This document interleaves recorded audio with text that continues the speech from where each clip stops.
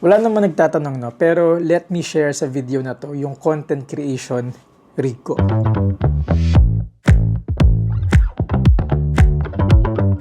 By the way, kung hindi pa kayo nakasubscribe, baka pwede nyo nang pindutin yung subscribe button para tuwing may bago akong videos, malalaman nyo siya agad. Pero para sa mga matagal na nakasubscribe, maraming salamat. Disclaimer lang tayo as usual, itong video na to, hindi ito sponsored ng kahit anong brand. So yung mga babanggitin ko as part of my content creation rig, lahat yon personally, ginagamit ko sila and personally, choice ko silang gamitin. Una sa lahat, mag-establish muna tayo ng mga konting facts, no? When I say content creation, mainly vertical videos yung tinutukoy ko. Hindi tulad ng mga ganito na talking head videos, long form videos. Yung tinutukoy ko at yung i-share ko sa inyo na content creation rig ko is yung ginagamit ko mainly for vertical videos. May mga paminsan-minsan na nagpapalit ako ng setup, pero on a regular basis, etong rig na i-share ko sa inyo yung lagi kong ginagamit as far as short form videos are concerned. Actually, even photos. Okay, so gets nyo na yun, no? Let's start with the main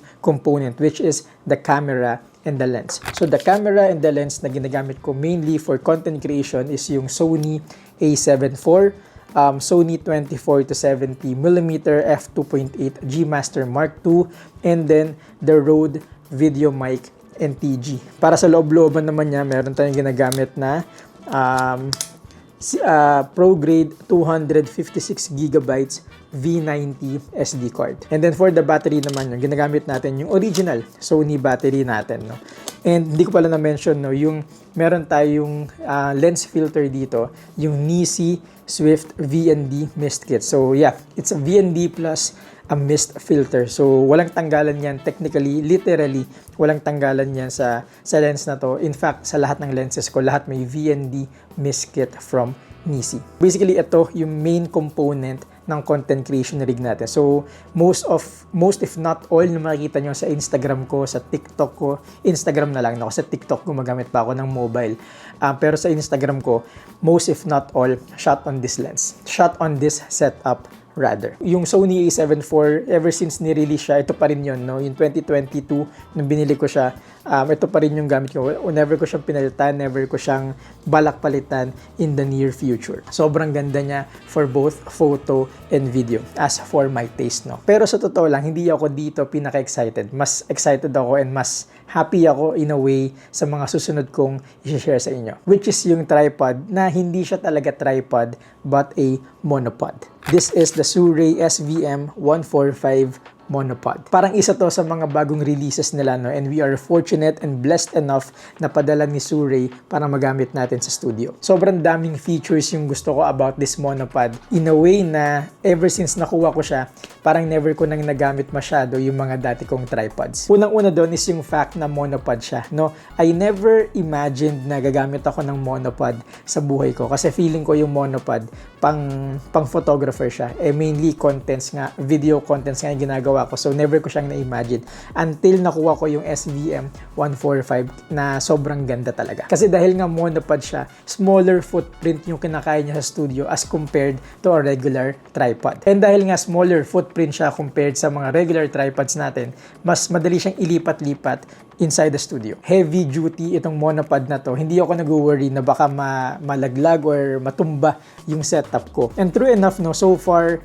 sa loob at saka sa labas ng bahay, ginagamit ko siya with my Sony a7 IV and Sony 24-70 setup na relatively malaki na to, no? And never naman ako nagkaroon ng kaso na nalaglag or natumba siya. Also, isa pa na gusto ko about this monopod is meron siya nung rapid system ng Sirui. Ibig sabihin nun, with just a twist, madali mong ma-adjust yung height niya. So, however you like it, pwede mo siyang i-adjust seamlessly and very quickly. Also, pwede mo ring tanggalin yung pinaka-pole niya kung gusto mo ng lower angle shots talaga. And again, dahil rapid system siya, sobrang dali at sobrang bilis mo lang magagawa yon. Yun yung gusto ko about it, no? Hindi siya masyadong threaded, parang twist and snaps lang, pwede mo na siyang ma-adjust however you like it to be. Hindi ko pa lang siya nadadala talaga sa travel kasi medyo mahaba siya as compared to regular tripods. Which is understandable kasi nga it's a monopod. So yung pole niya mismo, mahaba na siya in its base form. Pero sa gaan, sa mobility, sobrang panalo nitong monopod na to. Again, no, never ko nang ginamit ata yung mga iba kong tripods nung dumating to.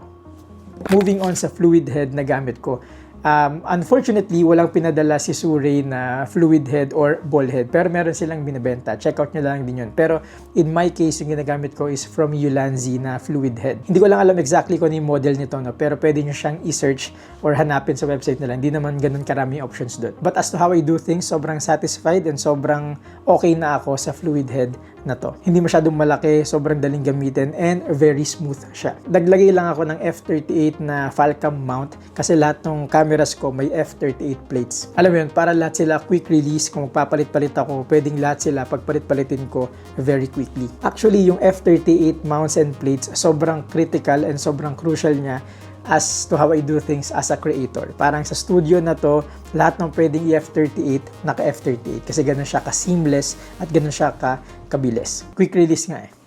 So after the quick release, no, in order for me na ma-mount yung camera ko vertically, gumamit ako ng half cage from Falcam as well. Again, f38 pa rin. To be honest, parang meant siya for horizontal purposes. So naglagay ako ng isa pang f38 plate dito sa gilid niya para ma-mount ko siya vertically. And pag pinagsama-sama mo lahat yon, yung monopod, yung fluid head, tsaka yung half cage, eto na so far yung itsura niya. And sa totoo lang, sobrang proud ko dyan, no? Kasi never ko naman siyang nakita sa iba. So, sobrang proud na galing talaga siya sa utak ko, kumbaga. Hindi ko pala na-mention about the fluid head, no? Na yung tilt movement niya together with the rapid system of the monopod, sobrang dali at sobrang seamless nung pag-adjust ko ng angle ng camera ko. Isang twist for height adjustment and then another twist for tilt adjustment. Sobrang dali at sobrang bilis. Actually, yung combo na yun, sobrang pinabilis niya yung trabaho ko sa totoo lang. But yeah, at this point, pwede ko nang ilagay yung camera ko. Kailangan ko lang siyang slide dito and yun na siya. Sobrang bilis. Magla-lock siya para secure na hindi siya malalaglag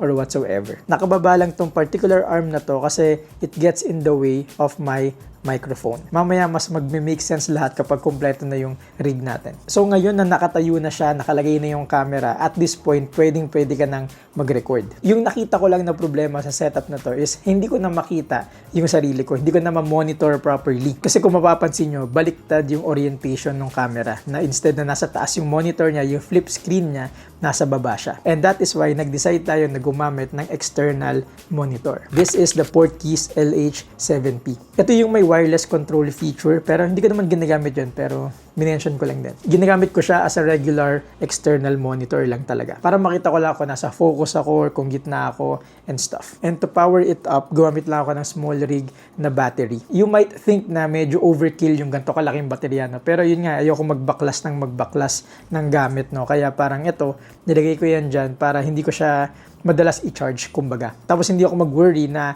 mid-shoot biglang malolobat siya, biglang mawawala yung screen, parang gano'n. Now, another critical component is yung paano ko ikakabit to dito sa setup natin ngayon. Ito yung sagot dyan. Another accessory from Falcam. Kung yung sa mga camera at saka sa fluid head f38, dito puro f22 naman. And again, no, critical lahat ng Falcam quick releases natin. Kasi with this, pwede ko nang i-mount yung monitor natin dito sa arm na to na binaba natin kanina. Sabi ko sa inyo, mas mag-make sense siya as we go along. So at this point, parang ang ganda-ganda niya na tignan for me. Ang ganda ng posisyon ng camera, kitang-kita ko yung sarili ko through the monitor, tapos may built-in audio na ako using the Rode Video Mic NTG. Tapos yung flip screen sa likod, ginagamit ko pa rin siya kasi solo shooter lang naman ako solo content creator. So kapag sineset up ko yung shot ko, dito muna ako titingin sa likod, tapos kapag sinushoot ko na, yung monitor sa harapan, for reference na lang siya. Diba parang nag-make sense talaga siyang lahat. Now at this point, posibleng may magtanong na, ba't hindi ka na lang gumamit ng rotatable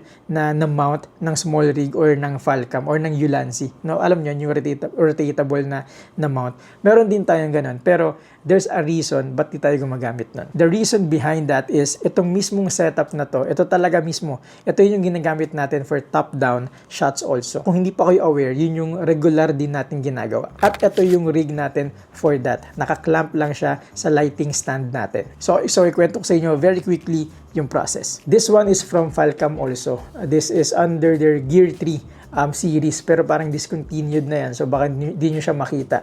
Pero dahil kay Falcam din siya, f38 din yung mount niya. Sabi ko sa inyo, sobrang critical nung F38. Quick release na yan sa buhay ko as a content creator. So you can do the math now, no? Na parang naka F38 yan, tapos naka F38 yung monopod setup natin. So after natin mag-shoot ng vertical contents, kapag kailangan ko ng top-down shot, tatanggalin ko lang yung camera dito with its microphone, tapos lalagay ko siya dito.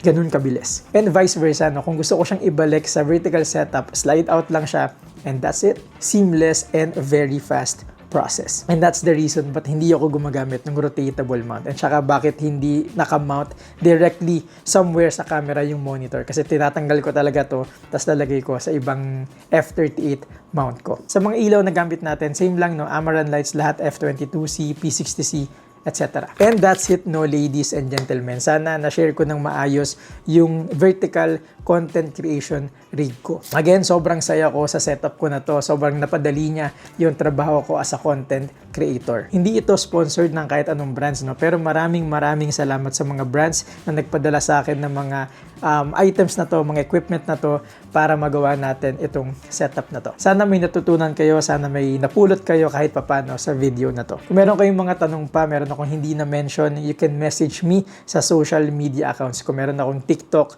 meron akong YouTube, Facebook, tsaka Instagram. Pero Instagram ako pinaka-active. So kung gusto nyo ko i-message, message lang kayo doon. But that's it for now, ladies and gentlemen. Maraming salamat sa panonood.